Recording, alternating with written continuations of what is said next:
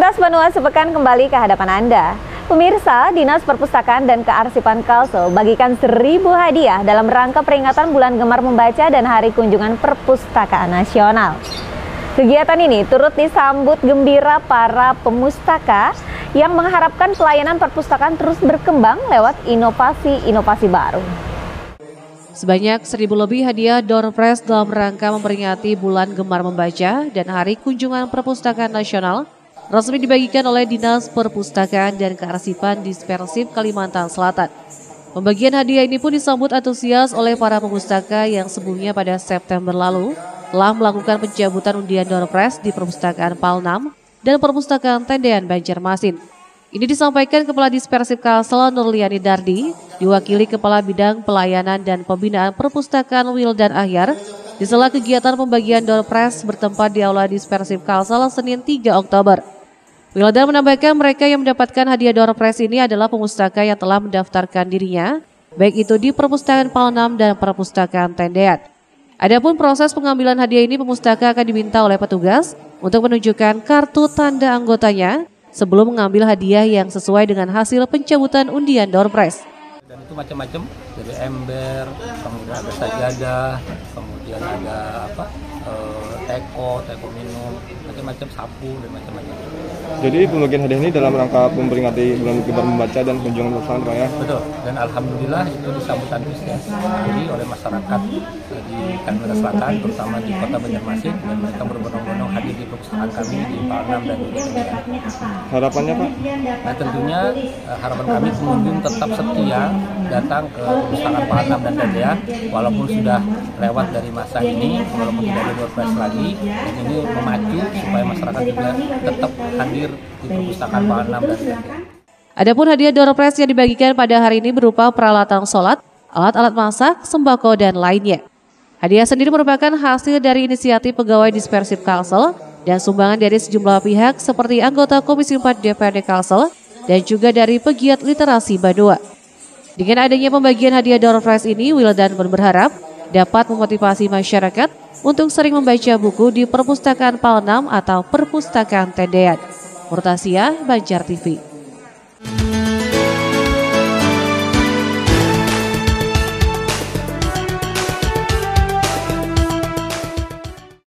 Sementara itu, antusias para pemustaka Dispersif Palnam ataupun Perpustakaan Tendean sangat terlihat saat pengambilan door prize yang dibagikan pada hari Senin 3 Oktober. Bahkan rata-rata pemustaka menyatakan sangat senang karena selain fasilitas yang lengkap dan sarana prasarana yang disediakan Perpus Palnam sangat menunjang kegiatan membaca ataupun meminjam buku. Perpus Palnam juga memberikan berbagai kejutan termasuk door prize kali ini.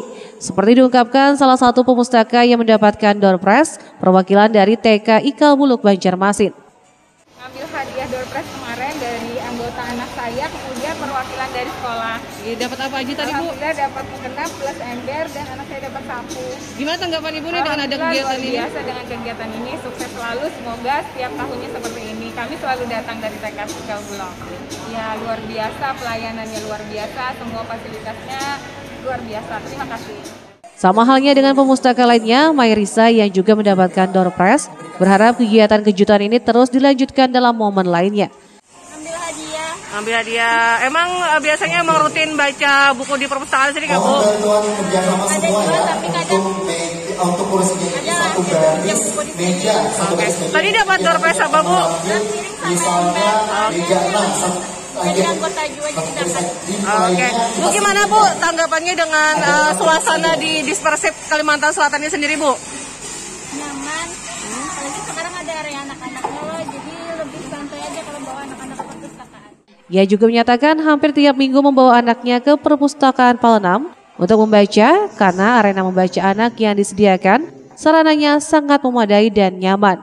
Murtasia, Banjar TV. Ya pemirsa, kita beralih ke segmen lainnya. Kali ini RR Manajemen Banjarmasin gelar pemilihan Pangeran dan Putri Sasirangan 2022. Lomba ini diikuti oleh puluhan model dari berbagai agensi yang menunjukkan bakat mereka sebelum berlaga di tingkat nasional. Sementara itu pemirsa, salah seorang desainer asal Jakarta menilai busana yang dikenakan oleh para model telah membuat Sasirangan bernilai lebih tinggi lewat perpaduan motif yang modern.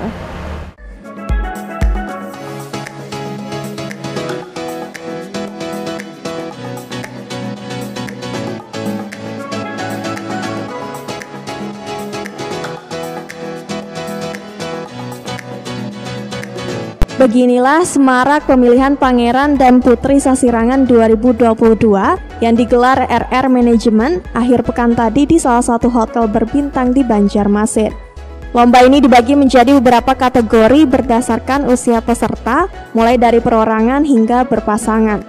Puluhan model dari berbagai agensi besar berpartisipasi dalam ajang ini yang dinilai langsung oleh juri-juri profesional seperti model dan artis sinetron Jakarta, Mahesa, Antocil desainer fashion, hingga juri lokal kenamaan seperti Hajah Titin Imran dan rekan. Perpaduan kain sasirangan dengan beragam motif yang dibawakan oleh model profesional membuat ajang ini menjadi salah satu pemilihan yang sangat berkelas sehingga tamu undangan yang hadir pun terpukau. Ini pula yang dirasakan artis Mahesa yang menjadi juri. Ia melihat bakat dan potensi dari peserta yang tampil, tingginya rasa percaya diri saat di panggung membuat mereka siap bersaing di kancah nasional.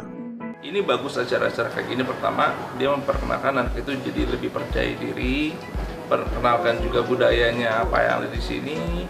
Yang pesan buat anak-anak juga jangan menyerah kalau kalah, karena kalah itu pelajaran kalian untuk jadi lebih maju lagi sebenarnya. Oke, tapi potensinya udah kelihatan ya dari iya tuh, banyak banget. Mereka udah banyak, mungkin karena sering tampil, jadi mereka lebih percaya dirinya, lebih terjamin lah, lebih terjaga. Melihat sengitnya ajang ini membuat dewan juri menilai keseluruhan aksi panggung, busana hingga make up agar mendapatkan juara yang benar-benar berkompeten untuk mewakili Kalimantan di tingkat nasional.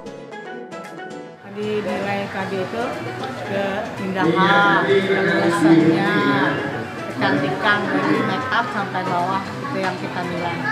Jadi kita menilai itu apa yang kita lihat, apa yang ditampilkan bagus, itulah yang kita nilai yang paling tinggi. Masing-masing pemenang dari setiap kategori mendapatkan piala dan sertifikat yang diserahkan oleh seluruh juri. Selain itu juga ada dinobatkan juara umum perorangan dan berpasangan. Tak ketinggalan pada kesempatan ini juga diberikan penghargaan kepada 10 model berprestasi. Eko Anggoro, Banjar TV.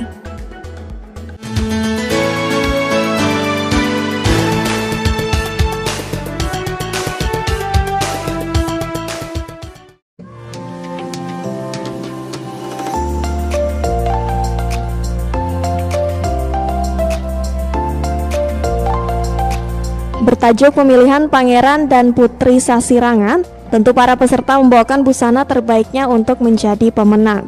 Beragam motif dipadukan dengan kain asli Banjar tersebut. Tak ayal hal ini membuat Sasirangan terus berkembang dari waktu ke waktu dan kini sudah merambah pasar nasional bahkan internasional. Setidaknya hal ini diakui salah satu desainer asal Jakarta, Antocil, yang turut menjadi dewan juri dalam ajang tersebut. Menurutnya, kain sasirangan yang dikembangkan oleh desainer Kota Seribu Sungai kini telah masuk kategori internasional, sehingga ia optimis model asal Kalimantan bisa berbicara banyak di ajang yang lebih tinggi. Menurut saya untuk potensi Banjarmasin atau Kota Kalimantan Selatan lebih bagus dari 10 tahun yang lalu. Untuk busana-busananya saya angkat tangan, angkat jempol.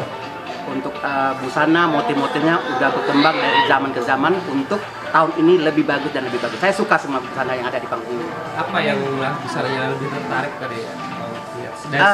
Dari segi sasirangan, karena saya seorang desainer, jadi saya tahu motif mana yang saya kembangkan untuk nasional dan internasional. Jadi ini kelasnya sudah bisa internasional? Sudah bisa, internasional sudah bisa. Untuk Asia pun sudah bisa. Saya bukan batiknya berasal dari Kalimantan ya, tapi memang untuk nasional udah pantas dan bagus. Anto juga akan membawa kain sasirangan maupun yang sudah dipadukan menjadi busana yang dipamerkan pada Singapore Expo Januari 2023 mendatang. Eko Anggoro, Banjar TV.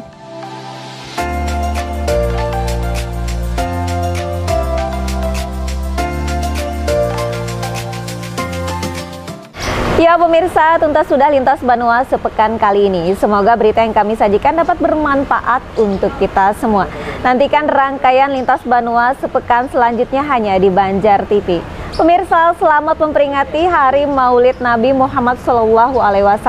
Mari terus kita teladani akhlak beliau dan selalu mengikuti sunnah Rasulullah SAW.